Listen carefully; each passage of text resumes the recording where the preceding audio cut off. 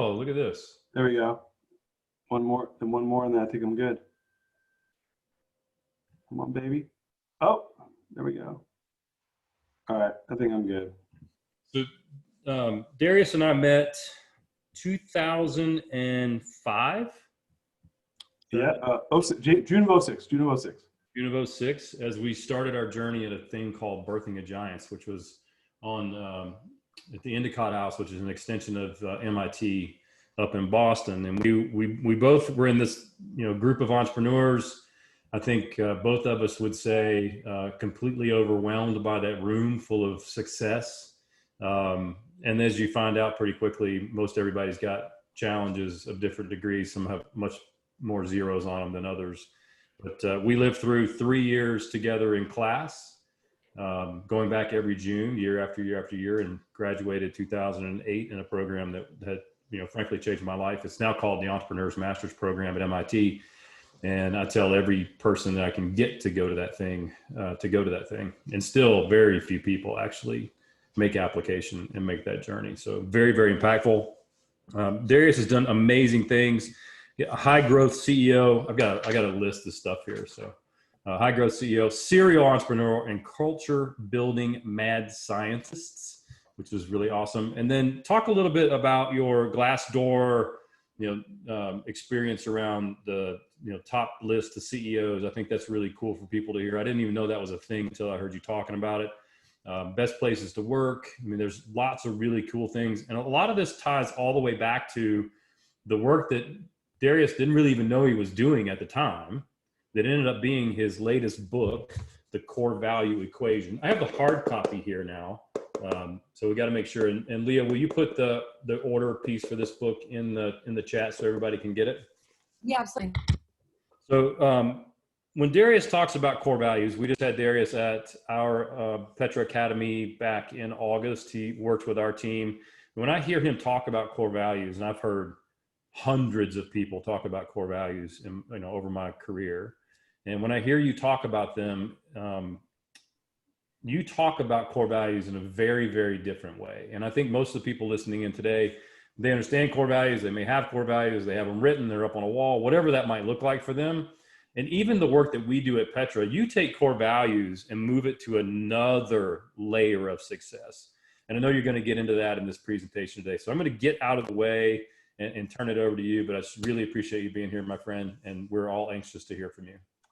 Oh man, well, it's my honor to be a part of this, and I appreciate you and all the Petra teams that are here to listen to me talk about something I love. I was talking this morning with there's a group out of Texas called GoBundance, and I was talking to the CEO. His name's Chris Ryan, and I did a presentation for them last week. And I said, man, I just love. He's like, you could just tell you like talking about this stuff, and I'm like, it was when you figured out something that has changed your life so profoundly and it's fixed so many problems in your business and your family. It's one of those things where it's like, I can't help but spread the word because it's like the key. It's the key to the answers, right? And as far as I'm concerned. So I appreciate that very much. And the funniest thing about this is it all started in the room that you and I were in at MIT.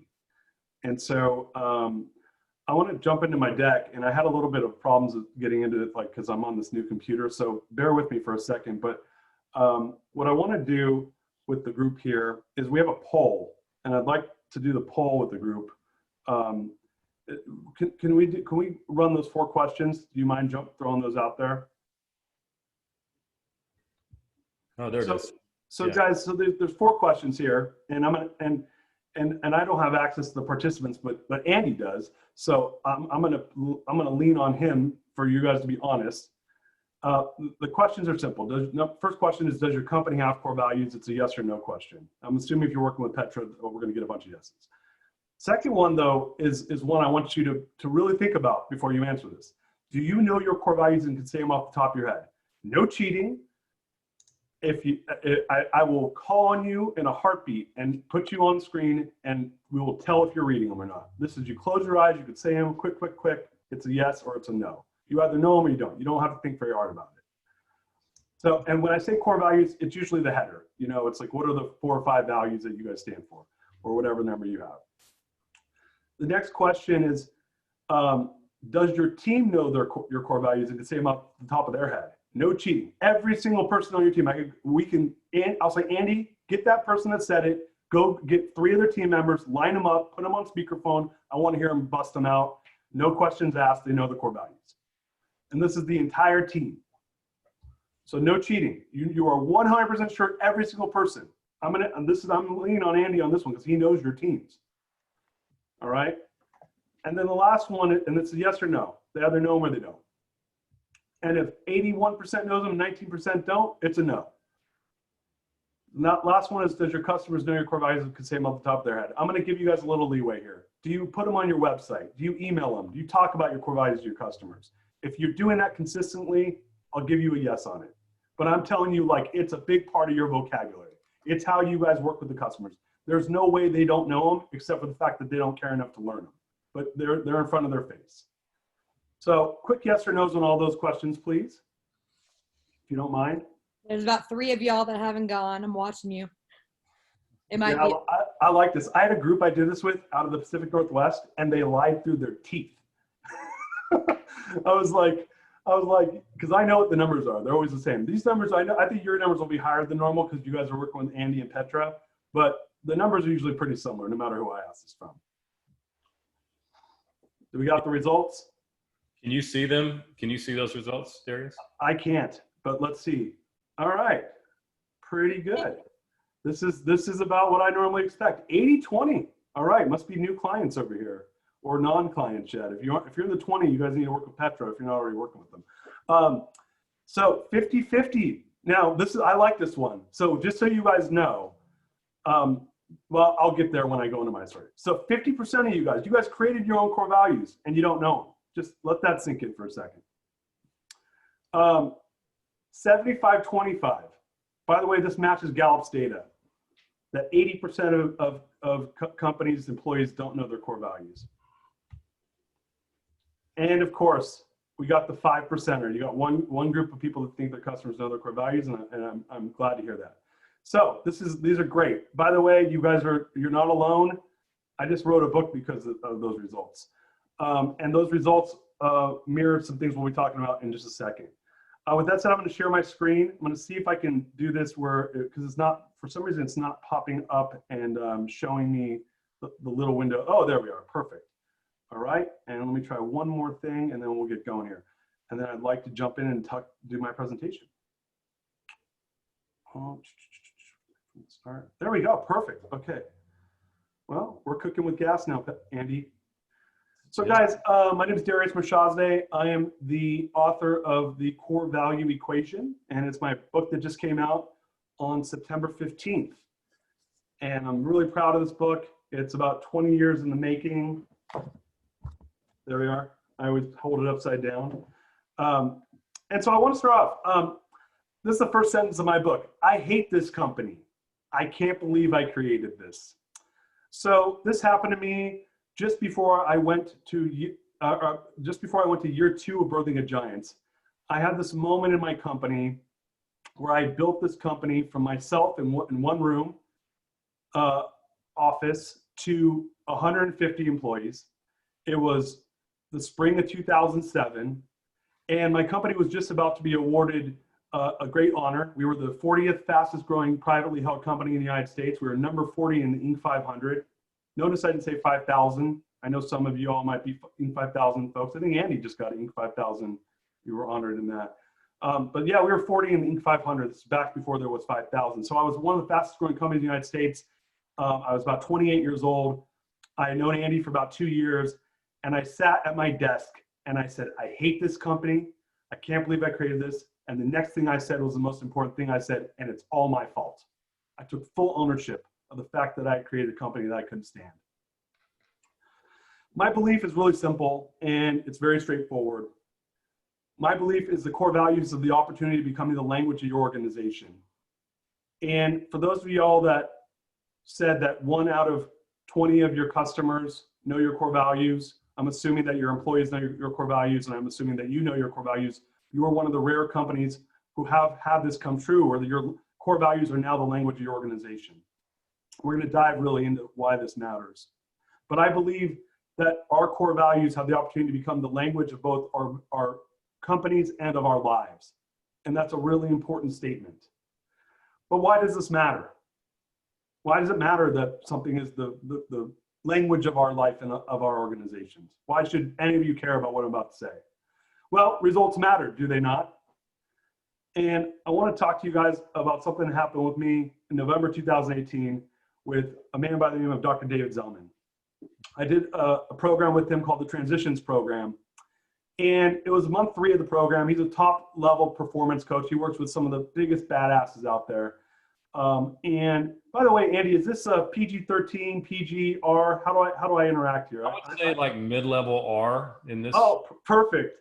I'm like an NC-17 when I'm on a good day, but I'll go PG-13 R-ish, depending on how I'm feeling.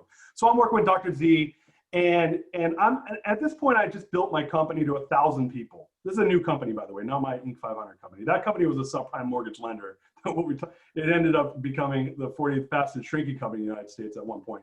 But at this point, I had built my next company, and we were about a 1,000-person organization, and I was really trying to figure out what I wanted to do next with the business. And, you know, Dr. Z and I were working together, and David asked me a question in month 3. And he said, you know, Darius, how do you think we create the results in our lives and in our businesses? And I said, I don't know, maybe is it like the actions we take? And he said, yeah, you're right. Actions equal our results. I said, that's okay, great. He said, well, what do you think causes the actions we take? And so I throw out a few answers, and I said, well, is it the decisions we make? He said, well, yeah, but what do you think causes you to make a decision, Darius? And so I start guessing. And at this point, I probably guessed 10 choices. And finally, he puts me out of my misery. And he says, because I get them all wrong. And he says, well, what if I told you that the conversations we have with ourselves equals the actions we take? And I said, well, I think we make a decision before that. He said, fine. The conversations we have lead to the decisions we make, lead to the actions we take, which leads to all the results. And I said, you know, yeah, I could see that. I could see that. And so he left me with that thought. This is November 2018. And about 2 months later, we have a postmortem. And he said, and I call him up, and I'm really excited. I mean, I'm pumped. And I go, David, I just had this epiphany. Now, mind you, I've been doing core value work since 2006. And I'm a core value driven organization.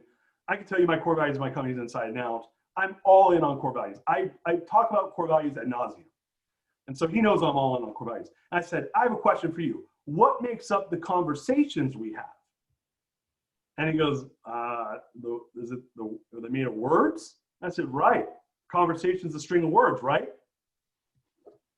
So the words we choose become the conversations we have, which then leads to the decisions we make, which then leads to the actions we take, which then leads to the results we have in our business and our lives. I said, but what if I said this?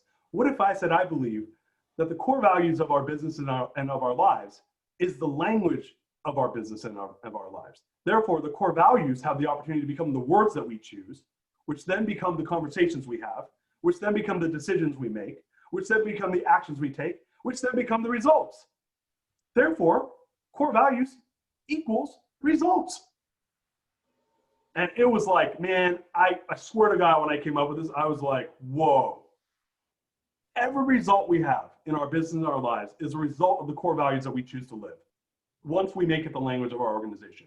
And that's when, that was like, if I didn't believe then, I swear my head exploded. And I was like, this is why this makes so much sense. Well, what kind of conversations am I having with myself, by the way? What kind of conversations are happening in my business? And I started thinking a lot about this. And I noticed something. When I'm having the wrong conversations in my business, or when there's the wrong conversations happening around my business, or when I'm having the wrong conversations with myself, I don't like the results. Vice versa, when the conversations I'm having with myself, or with my executive team, or in my business, or in my company, or with the team, or I hear, and you can hear it. You can hear that office talk, the water cooler talk. When I start hearing those conversations, and they're aligned with my values, those results are always aligned as well. And so this is really the nexus for what became known as the core value equation. By the way, there's a law in mathematics called the law of transitive equality, which is that if A equals B and B equals C and C equals D and D equals E, A equals E.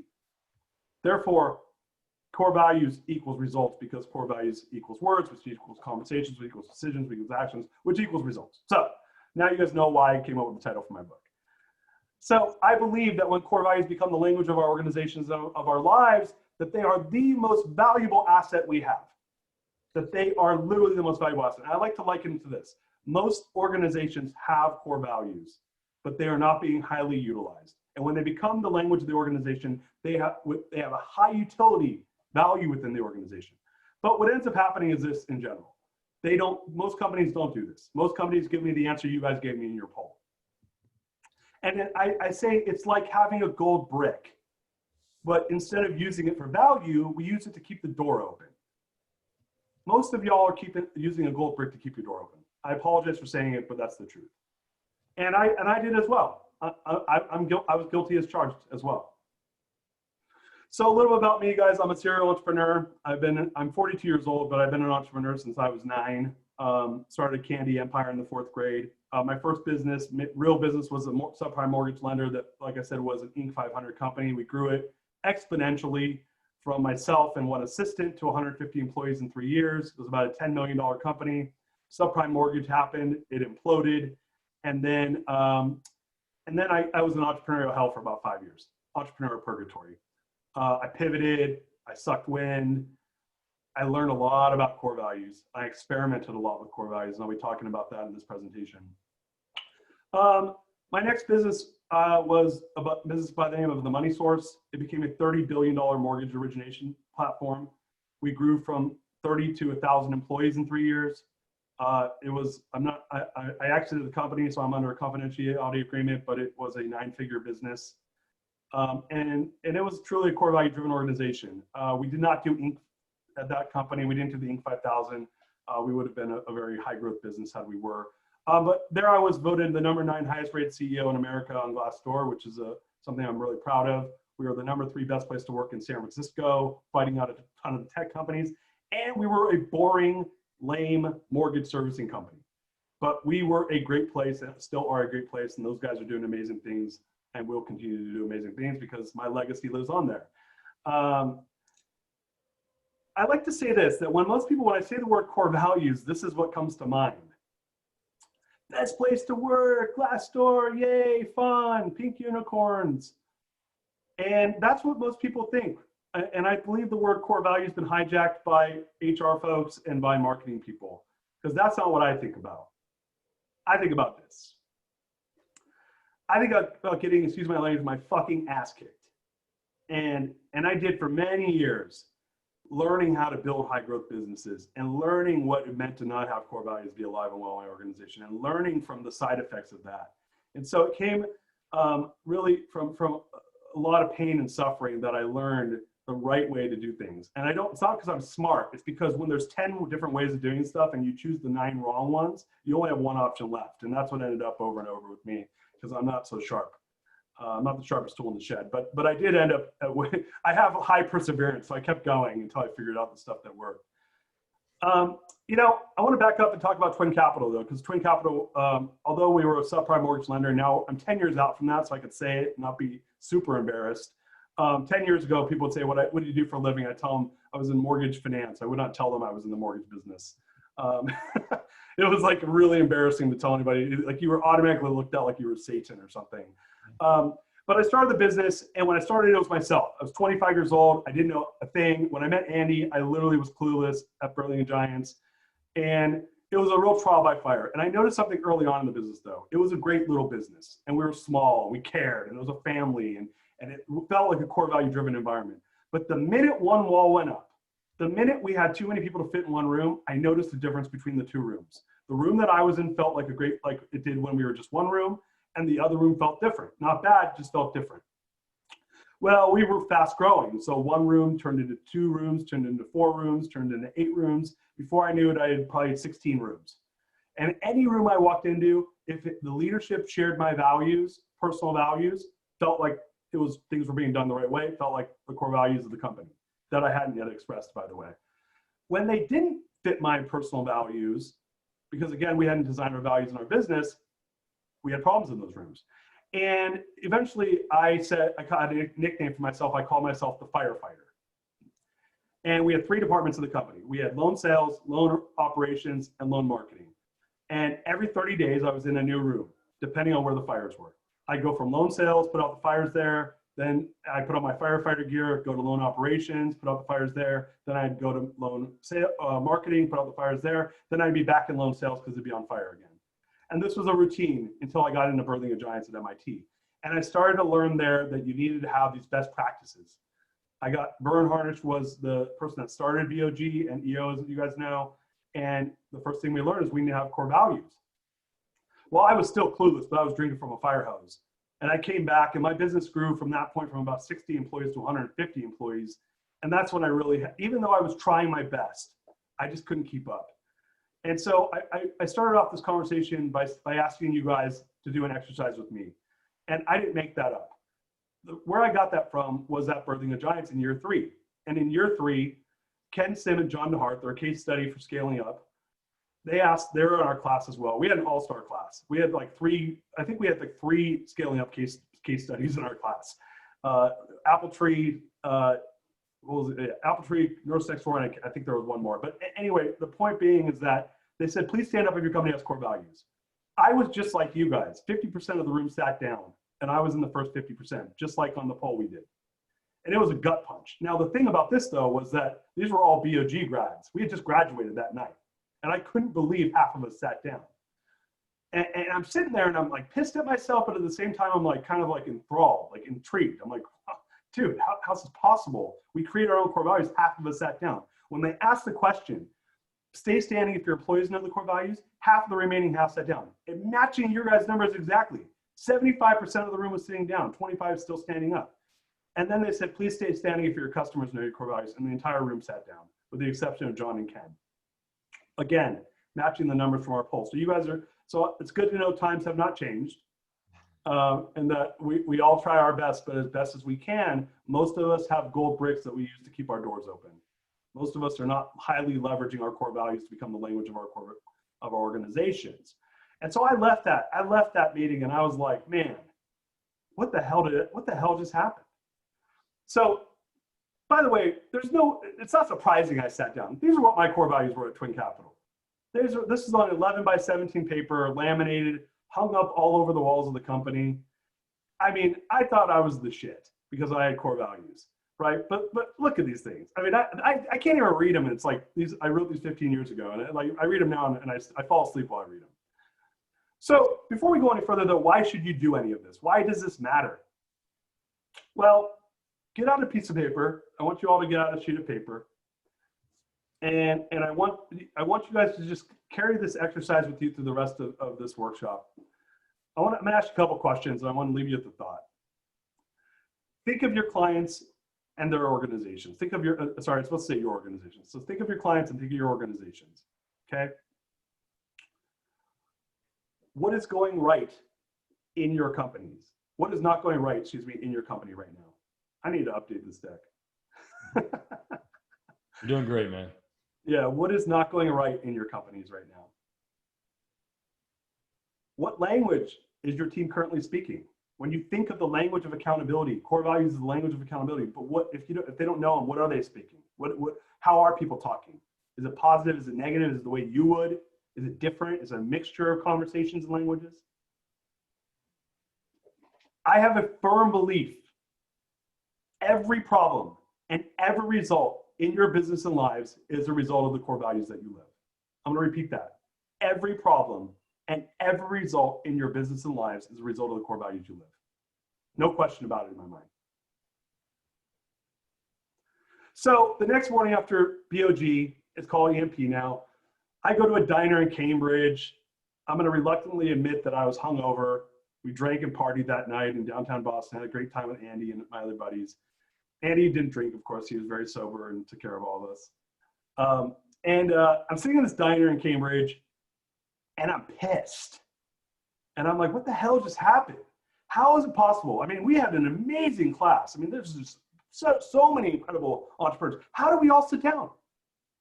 Like, why did I sit down? I wrote the damn things. And I sat down. Why did 50% of you say no? And you made them up. I love when I see that. It just proves my point even further. And so I did what all good entrepreneurs do. I did a thing called R&D, rip off and duplicate. I bust out my iPhone and I look up Nurse Next Door's core values. I'm like, why the hell are those the only guys standing in the room? And I look it up and admire people, wow customer experience, find a better way, passionate about making a difference. And I noticed something really quickly. They were easy to remember and they stood for big ideas. And I was like, all right. So I just busted out my core values and I was like, I'm just gonna redo these things. And I thought, well, what matters to us as an organization? Because this 6 values, 76 words of boredom that are in front of you right there, that's not really, like, yeah, we stand for that stuff, but it's so generic and it's not in any tone of the language of the organization. It's not memorable, it just seems generic. And so those became something very different very quickly. They became 4 new values. Do work, live zen, break the box while everyone. I'll close my eyes and say it 10 times in a row. Do work, live zen, break the box while everyone. Do work, we're a hardworking organization. Live zen, this is 2008. We had just taken out the world economy with subprime loans. This is all about karma. We believe in doing the right thing. I knew I had to make that a table stake in my company. Obviously I had to say it. Our industry went the other way. Break the box. I knew we were all about innovation. Wow everyone, excellence. We're all about excellence.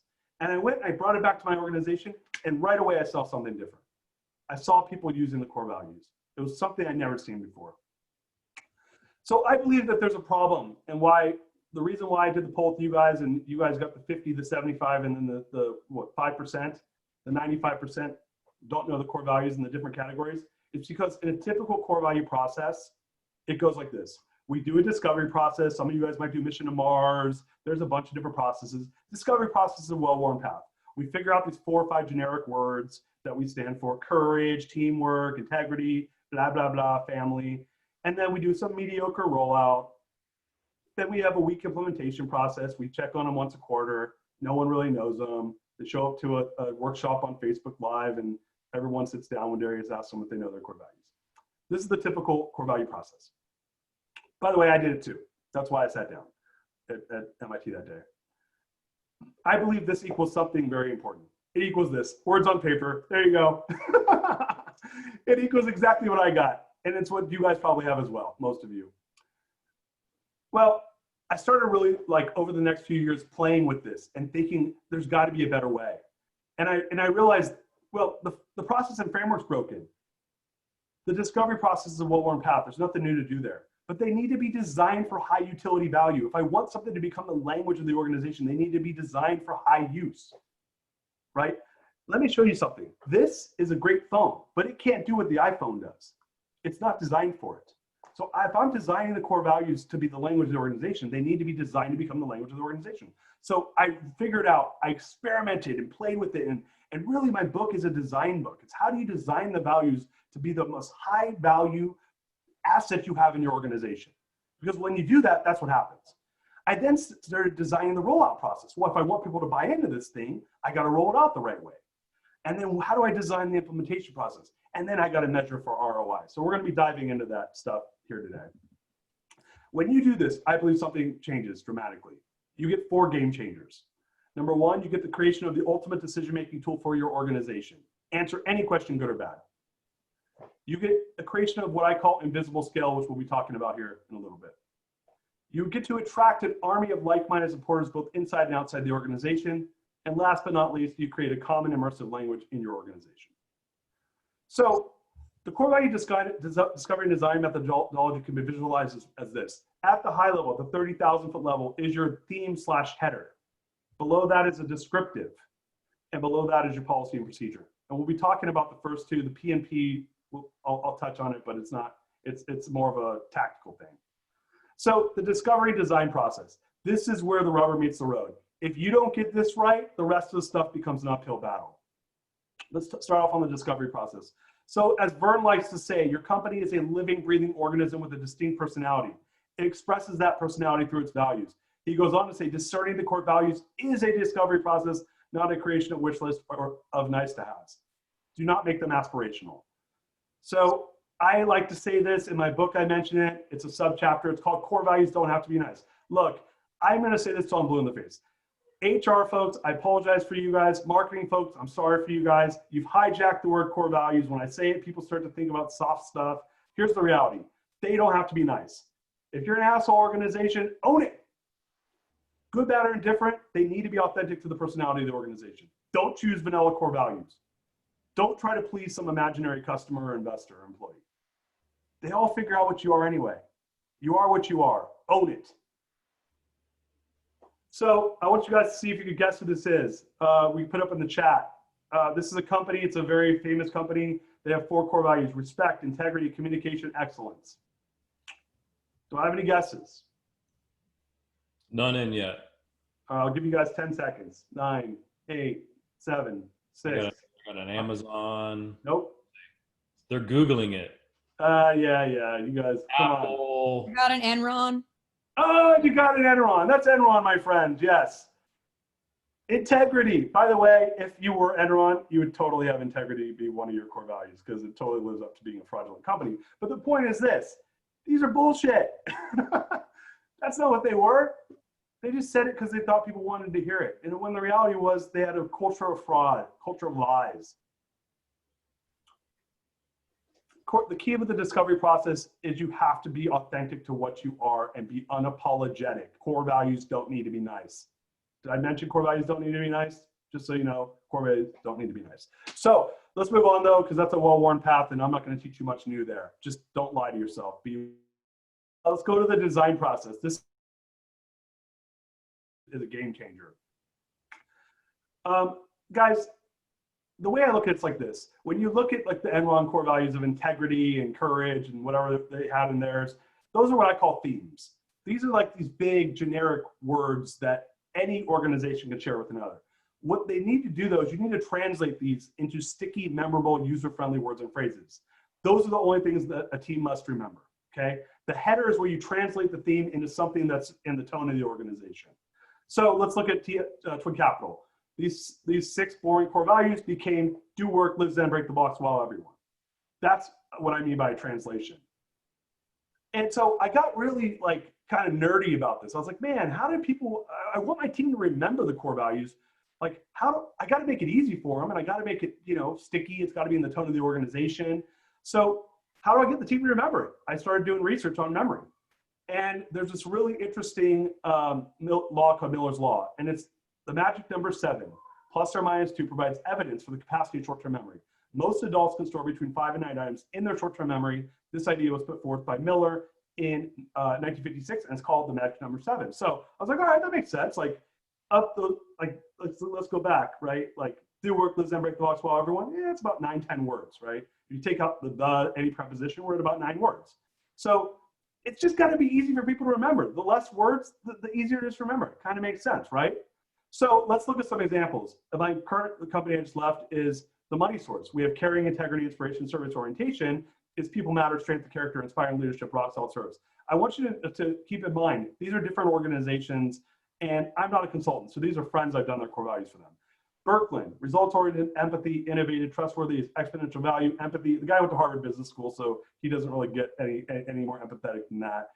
Fresh perspectives and trusted partner. So again, he's translating these into the tone of the organization. Twin Capital, we went through one of my forums is passion, inspiration, curiosity, trust, became gusto, inspired, beginner's mind, and sanctuary.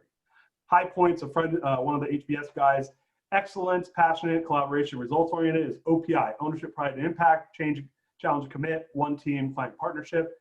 And Majroni Orthodontics, he's a EO accelerator guy that I did this for I told him he had to give my wife free Invisalign if I helped him build his core values. I love David, he's a good guy. Knowledgeable community, excellence, and collaboration, become the calm, it takes a village, genius solutions, and Mikasa. Notice, excellence under Majroni is genius solutions. Excellence under High Point and Associates is OPI. Same core value theme, different header. They're in the totally different tones. They speak to the organizations. So it's really important that you get the header right. This is how we help people remember. This is how they become sticky. This is how they become viral in the organization. We call those 6-pack words. So if you had 6 beers and I had 6 beers, how would we actually talk? We wouldn't walk around with thematic words. We would get to real language pretty quickly. Yeah. So it's breaking it down that way. I love that. I wonder how I would talk with 6 beers. It depends on how strong they are, but yeah, no, I love that. That's cool. So below that is what we call the descriptive.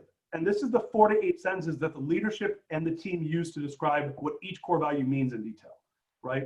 Because what excellence means to High Point might be different than what excellence means to Mazzaroni, right? So we want to break it down. And there's a really important reason for this. Mostly it's because your team, the bad apples in your team are going to weaponize these things against you once they become alive and well in the organization. The descriptive is how we protect against that. And so let's use High Point. Challenge and commit. We challenge ourselves, each other, and our clients to push for the best questions, approaches, and solutions. Our team thrives in the uncomfortable. Knowing that different perspectives, open minds, and constructive dissent are critical to driving growth and meaningful change.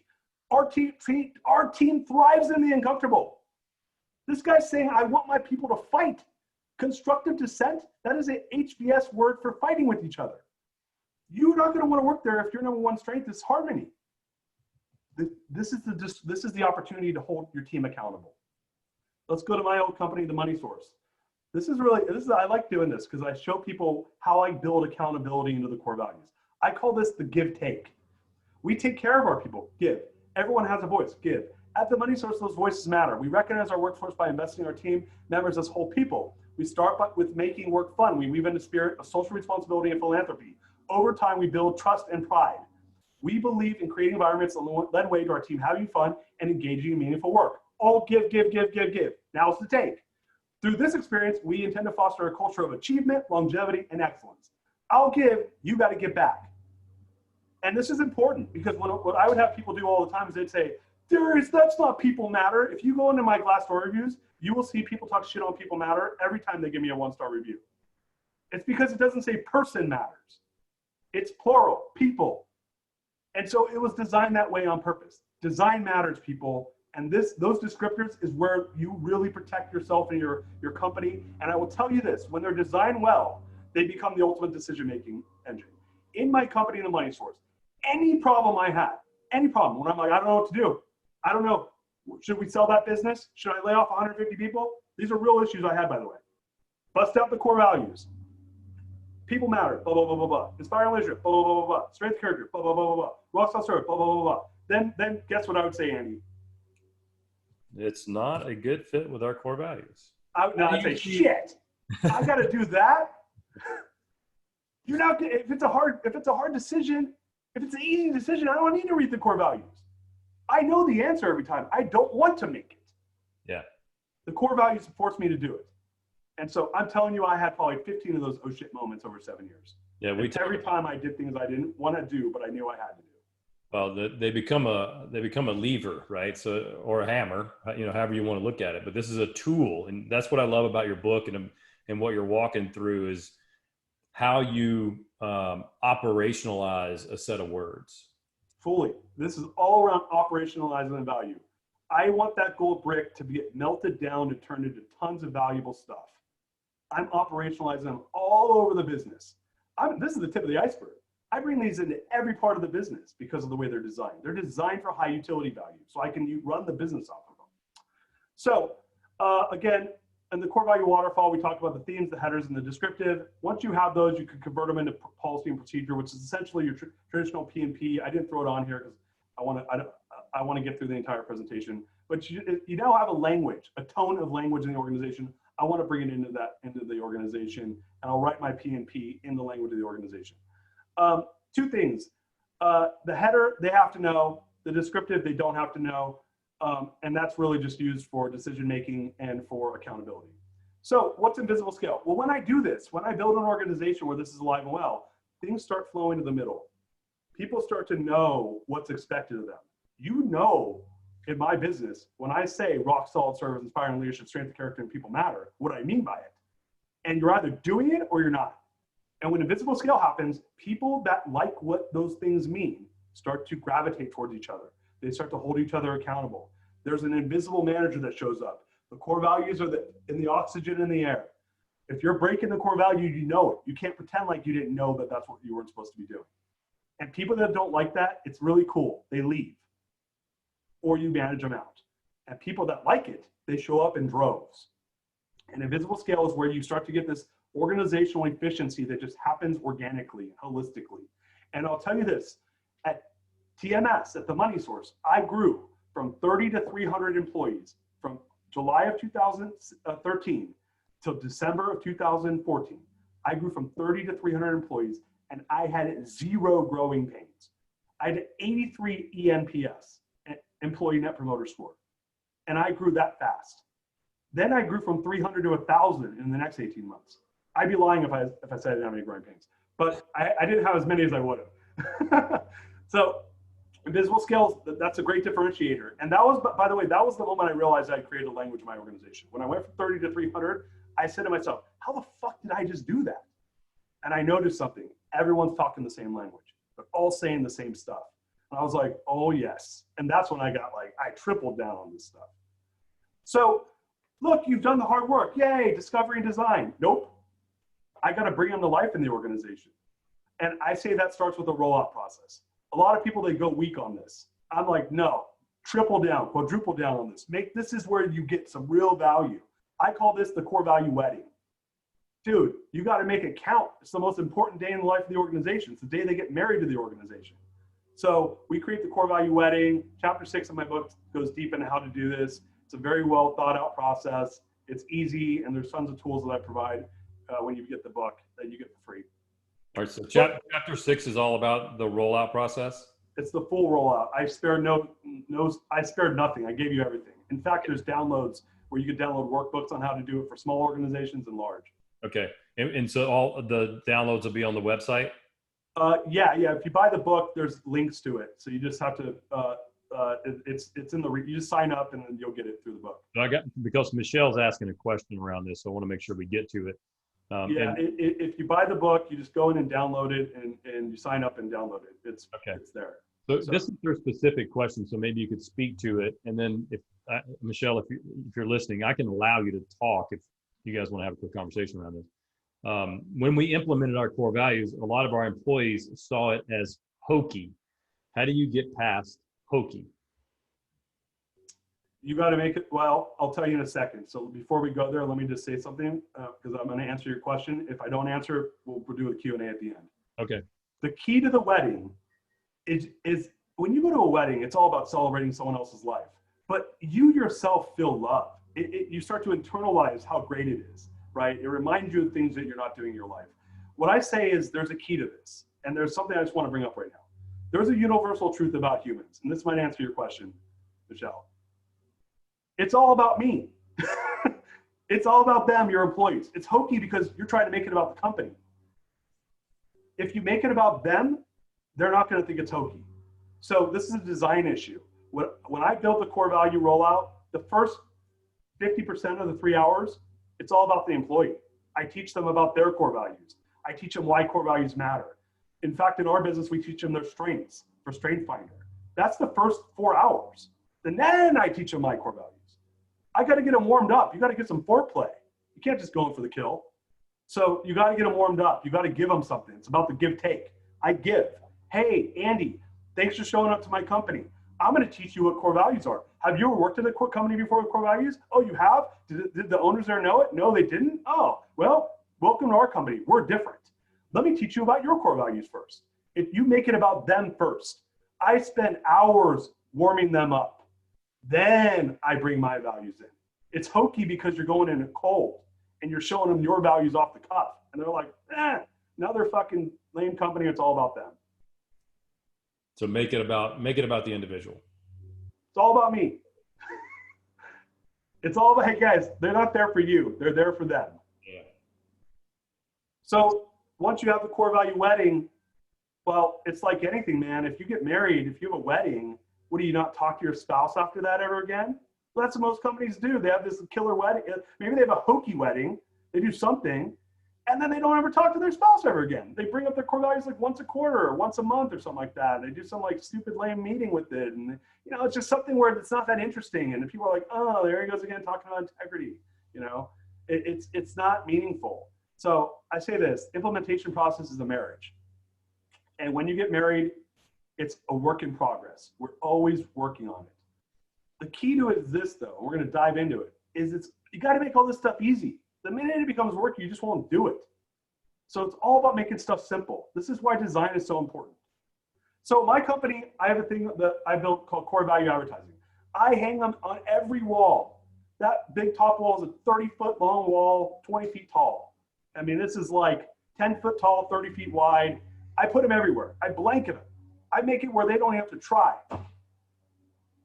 Our mascot's a pink unicorn. I'll talk about that in a second. But yeah, it's everywhere. We had 13 offices. We had 1,000 people nationwide. Everywhere you walk in, and every place it looks like a professional sports team with rainbows. Put them on your website. I want the customer to hold us accountable to this.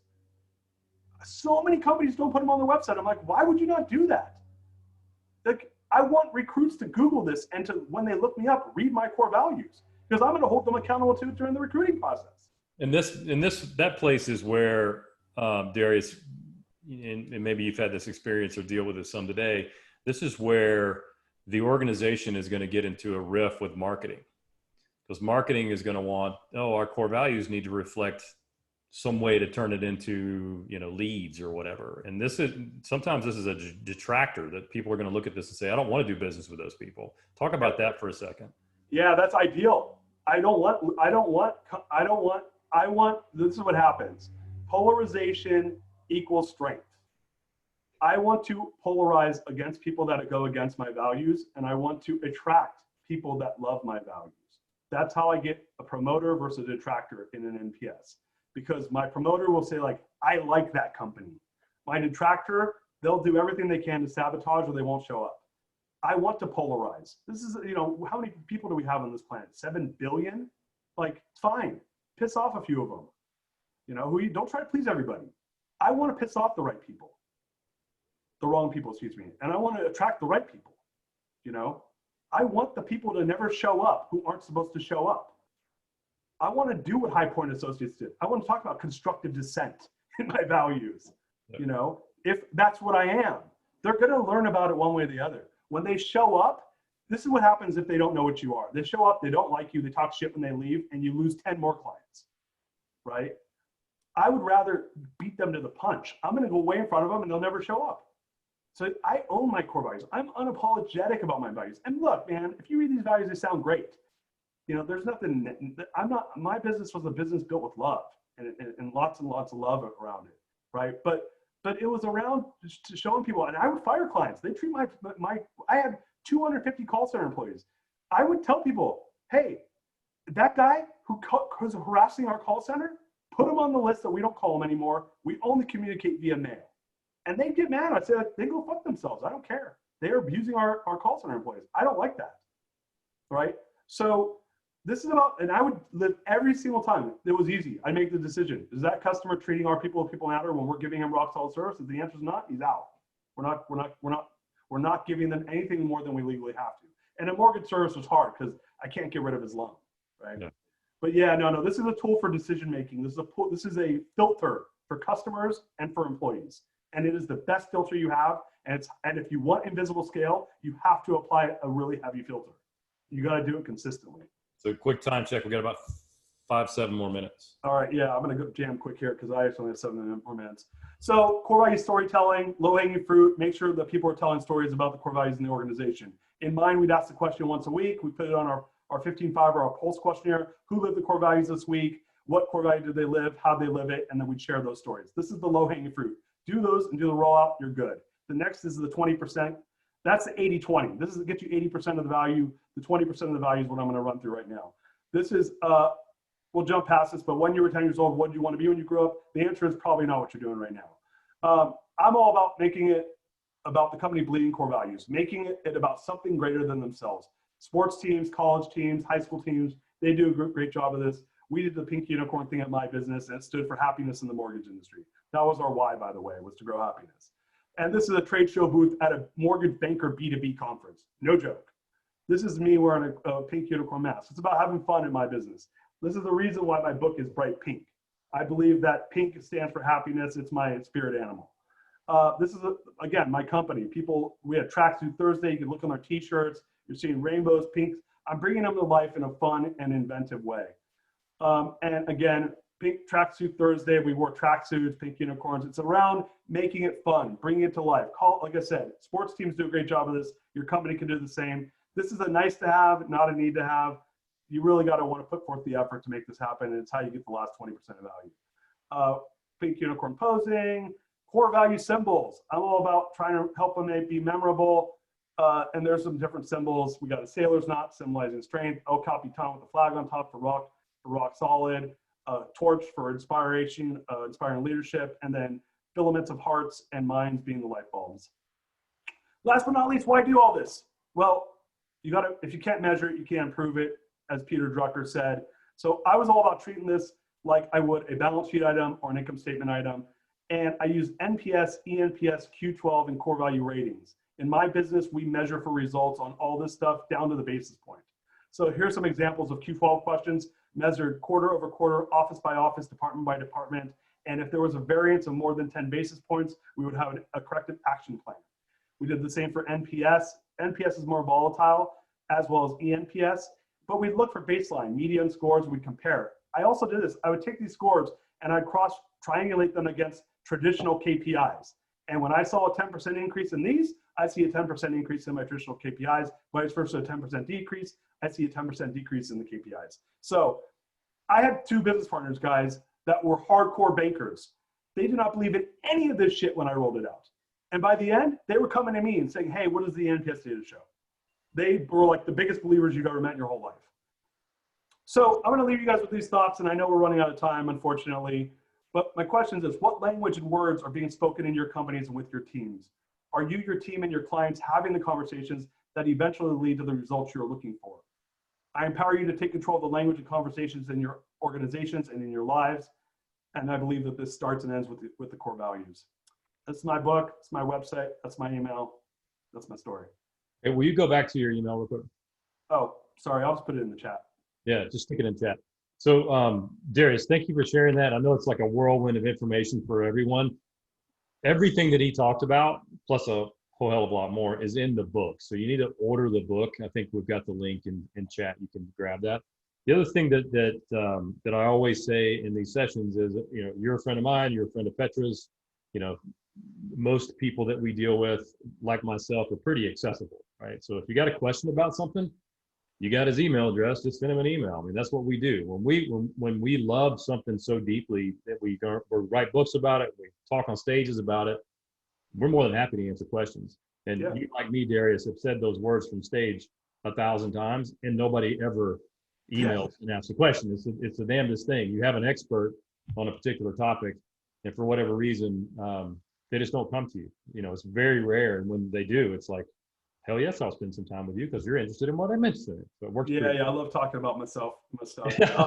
I'll say this though, and this is important for you guys who are all scaling up clients, which I'm assuming you are. I believe that when the core value is designed for high utility value, it supercharges your execution and strategic models in ways that are like unfathomable, like supercharges it. Your growth goes up exponentially because you now have a language and it's the glue that ties it all together really tight. Well, you know, being here with us today, again, greatly appreciate your time. Love the book, love all the work that you did, and you just launched it 7 days. When did it come out? Yeah, like 2 weeks ago or a week. Yeah, 2 weeks ago today or tomorrow. Yeah, and it went to #1 almost immediately, right? So, yeah, it shot up. I'm still, you know, it's a work in progress, but yeah, love, support the book. It's a great book. I mean, I'm biased, but I know Andy, you like the book, and yes, it's well written, well laid out, and it's something that, you know, we need to all dig into. Again, I love the way you talk about core values at a level that we just don't, right? I mean, we don't get, because it's not the only thing that we do. So a lot of the folks that are on this call are people that we work with. Grab the book and look for ways to improve. Talk to your coach, if you have a coach, about ways to improve and accelerate the growth.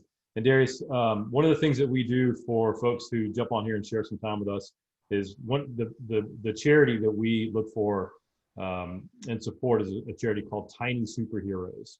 And it's an EO member from St. Louis, and her company supports kids that have disabilities and disease.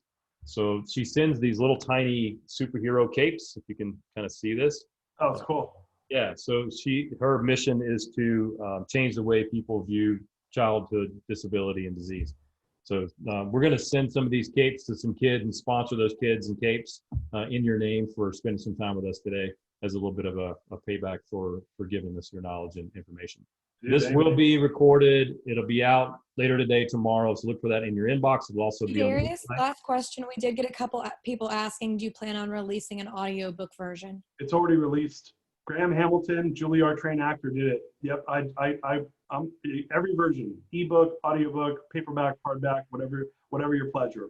Perfect. Thank you. Yeah, so consume it however you need to consume it. But make sure when you read or when you listen that you're sitting with a piece of paper and a pen, as much like evidence the last hour. There's a lot of information that you want to consume. And then if you have questions, be sure and follow up with Darius. He's here for you as a Petra member and a friend of Petra. Brother, being here, man. Good to see you. Dude, always a pleasure, Andy. Thanks, guys. Appreciate it. Reach out to me. I'm on Facebook too. You can connect with me there. But yeah, please support the book. I'd love all your support and happy to chat with you guys offline and give you my thoughts. And especially if you have questions, I know every wrong way not to do it. I love that quote you said earlier. If there's 10 ways to do it, and I get through 9 doing them incorrectly, there's only one left. There's only one. That's perfect. Cool. All right, have a great rest of the week. Thanks, bro. Bye, guys.